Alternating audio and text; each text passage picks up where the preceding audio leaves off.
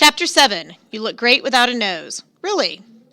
Wow, Magnus, you're probably thinking, that was stupid. Thanks, I have my moments.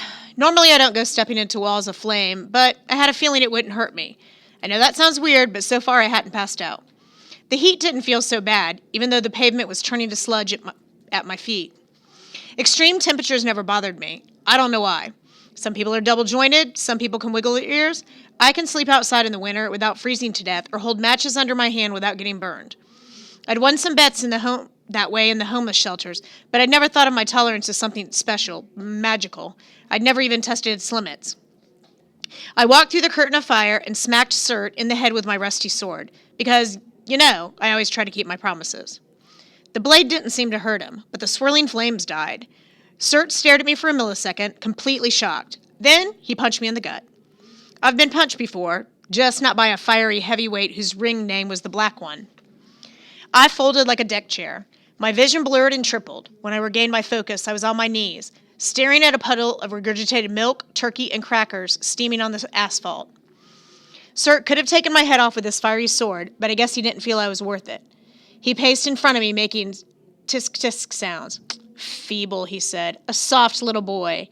Give me the blade of your own free will, Vanner Spawn. I promise you a quick death. Vanner Spawn? I knew a lot of good insults, but I'd never heard that one. The corroded sword was still in my hand. I felt my pulse against the metal as if the sword itself had developed a heartbeat. Resonating up the blade, all the way to my ears, was a faint hum, like a car engine turning over. You can renew it, Randolph had told me. I could almost believe that the old weapon was stirring, waking up. Not fast enough, though. Surt kicked me in the ribs and sent me sprawling. I lay flat on my back, staring at the smoke in the winter sky. Surt must have kicked me so hard enough to trigger a near-death hallucination. 100 feet up, I saw a girl, in armor, on a horse made of mist, circling like a vulture over the battle. She held a spear made of pure light. Her chainmail shone like silvered glass. She wore a conical steel helmet over a green head wrap, sort of like a medieval knight. Her face was beautiful but stern, and our eyes met for a fraction of a second. If you're real, I thought, help. She dissolved into smoke. The sword, Surt demanded, his obsidian face looming over me. It's worth more to me freely surrendered, but if I must, I will pry it from your dead fingers.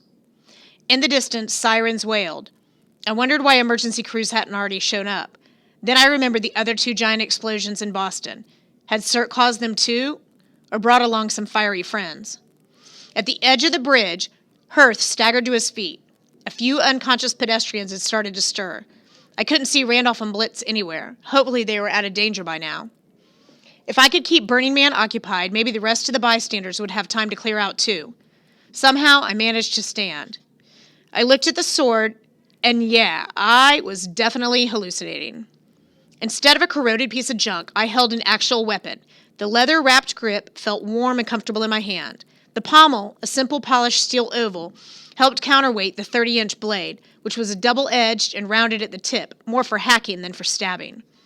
Down the center of the blade, a wide groove was emblazoned with Viking runes, the same I'd seen in Randolph's office. They shimmered in a light shade of silver as if they'd been inlaid when the blade was forged.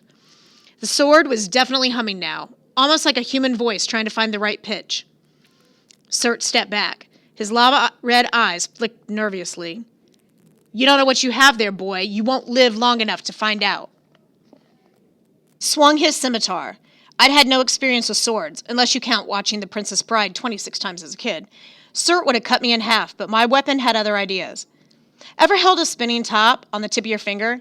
You can feel it moving under its own power, tilting in all directions. The sword was like that. It swung itself, blocking Surt's fiery blade. Then it spun in an arc, dragging my arm along with it, and I hacked into Surt's right leg. The Black One screamed. The wound in his thigh smoldered, setting his pants on fire. His blood sizzled and glowed like the flow from a volcano. His fiery blade dissipated. Before he could recover, my sword leaped upward and slashed his face. With a howl, Surt stumbled back, cupping his hand over his nose. To my left, someone screamed, the mother with 2 kids. Hirth was trying to help her extract her toddlers from the stroller, which was now smoking and about to combust. Hirth, I yelled, before remembering that was no good. With Surt still distracted, I limped over to Hirth and pointed down to the bridge. Go, get the kids out of here. He could read lips just fine, but he didn't like my message. He shook his head adamantly, hoisting one of the toddlers into his arms. The mom was cradling the other kid. "Leave now," I told her. "My friend will help you." The mom didn't hesitate. Hirth gave me one last look. This is not a good idea. Then he followed her, the little kid bouncing up and down in his arms, crying, "Ah, ah, ah." Other innocent people were still stuck on the bridge. Drivers trapped in their cars, pedestrians wandering around in a daze, their clothes steaming and their skin lobster red. Emergency sirens were closer now, but I didn't see how the police or paramedics could help if CERT was still storming around being all fiery and stuff. "Boy," the black one sounded like he was gargling with syrup. He took his hand from his face, and I saw why. My self-guided sword had taken off his nose. Molten blood streamed down his cheeks, splattering on the pavement in sizzling droplets. His pants had burned off, leaving him in a pair of flame-patterned red boxers. Between that and the newly sawed-off snout, he looked like a diabolical version of Porky Pig. "I have tolerated you long enough," he gargled. "I was just thinking the same thing about you." I raised the sword. "You want this? Come and get it." In retrospect, that was a pretty stupid thing to say. Above me, I caught a glimpse of the weird gray apparition, a girl on a horse circling like a vulture watching. Instead of charging, CERT bent down and scooped asphalt from the road with his bare hands. He molded it into a red-hot sphere of steaming gunk and pitched it toward me like a fastball. Another game I'm not good at. Baseball. I swung the sword, hoping to knock away the projectile. I missed. The asphalt cannonball plowed into my gut and embedded itself, burning, searing, destroying. I couldn't breathe. The pain was so intense I felt every cell in my body explode in a chain reaction. Despite that, a strange sort of calm fell over me. I was dying. I wasn't coming back from this. Part of me thought, all right, make it count. My vision dimmed, the sword hummed and tugged at my hand, but I could barely feel my arms. CERT studied me, a smile on his ruined face. He wants the sword, I told myself. He can't have it. And if I'm going out, he's going with me.